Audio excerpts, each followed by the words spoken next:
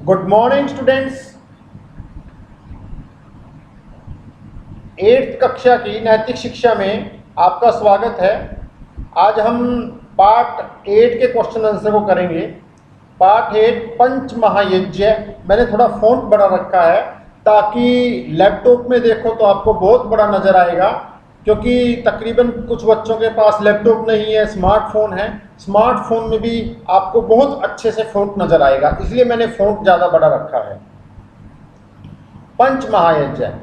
First question है, 4 प्रकार के कर्म कौन से हैं, उनके नाम और सबूत बताओ। शास्त्रों में 4 प्रकार के कर्म बताए गए हैं: नित्य कर्म, नैमित्तिक कर्म, काम्य कर्म, निषिद्ध कर्म। ये 4 कर्म हैं प्यारे बच्चों। आप फर्स्ट क्वेश्चन देखिए और उसके बाद उसका आंसर है। आसानी से आप अपनी फेयर कॉपी कंप्लीट कर सकते हो।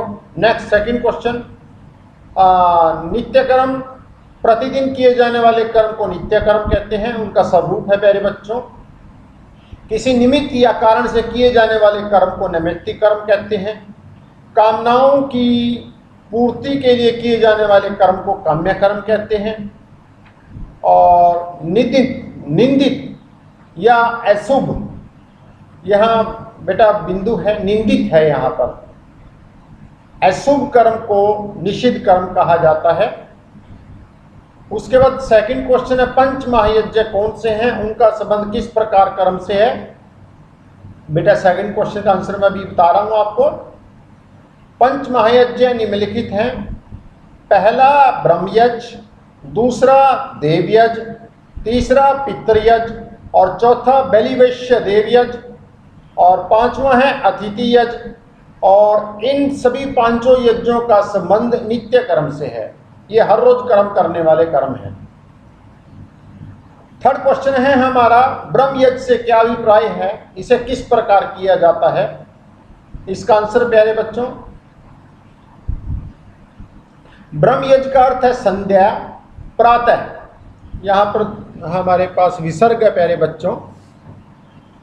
संध्या प्रातः सायं ठीक प्रकार स्नान करके आत्मा तथा परमात्मा का चिंतन करना, ध्यान में बैठ जाना और ध्यान मग्न होकर ईश्वर के ओम अथवा किसी अन्य नाम का उसमें लीन होकर जप करना, शुद्ध वह शांत स्थान पर बैठकर गायत्री मंत्र तथा ओम का जप करना ब्रह्म यज्ञ कहलाता है। बेटा आप आसानी से लिख सकते हो। जैसे यहाँ पर आंसर शुरू हुआ, यहाँ पर अपनी वीडियो को स्टॉप कर लीजिए, इसको अपनी फेयर कॉपी में कंप्लीट कर लो, फिर मैं आगे की वीडियो यहाँ पर स्टॉप कर लो, इसको फेयर कॉपी में कंप्लीट कर लो, फिर नेक्स्ट को आप स्टॉप करके कर लो, फिर ये कंप्लीट क्वेश्चन आपका हो जाता है।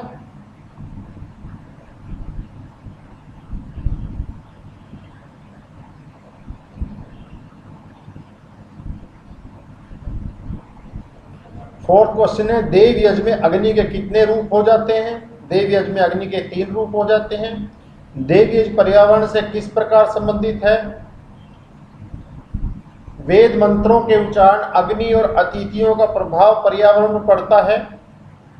अग्निहोत्र में वृष्टि वर्षा और जल की शुद्धि होकर वृष्टि द्वारा संसार को सुख प्राप्त होता है। यही देव यज्ञ का पर्यावरण का स्वरूप है। अभिवादनशील को किन 4 वस्तुओं की प्राप्ति होती है। आयु, विद्या, यश और बल, 4 वस्तुओं की प्राप्ति होती है। विद्या जैसे आप दूसरा लिखते हो, धा और धा इकट्ठा करके आप मेंशन कर सकते हो प्यारे बच्चों। ये कंप्यूटराइज्ड फॉन्ट की मिस्टेक है, जैसे विद्या को मेंशन किया गया है यहाँ पर, आप विद्या को थोड़ा सा शुद्ध रूप में लिख सकते हो। आयु, विद्या, यश और बल 4 वस्तुओं की प्राप्ति होती है। पितृयज्ञ किस प्रकार किया जाता है। इसमें माता पिता, सास ससुर, साधु महात्मा, गुरुजन, परिवार तथा समाज के वृद्ध जनों की सेवा, देखिए प्यारे बच्चों ये मेंशन है, ये लिख लीजिए। उसके बाद फिर नेक्स्ट आ जाता है, की जाती है। भोजन तथा वस्त्र आदि से इन्हें प्रसन्न किया जाता है, क्योंकि इनकी सेवा करने वाला तर जाता है। अतिथि यज्ञ और बलि वैश्य देव यज्ञ की विधियों का उल्लेख कीजिए। अतिथि यज्ञ, चौथा यज कहा जाने वाला नित्य कर्म अतिथि यज है।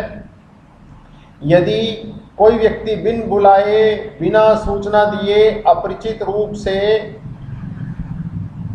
रूप में आपके घर आ जाए तो उसका स्वागत कीजिए, सत्कार कीजिए, उसे खाने और पीने को दीजिए।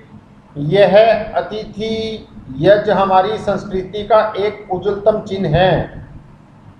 उसके बाद हमारा आता है बलिवैश्य देव यज। बलिवैश्य देव यज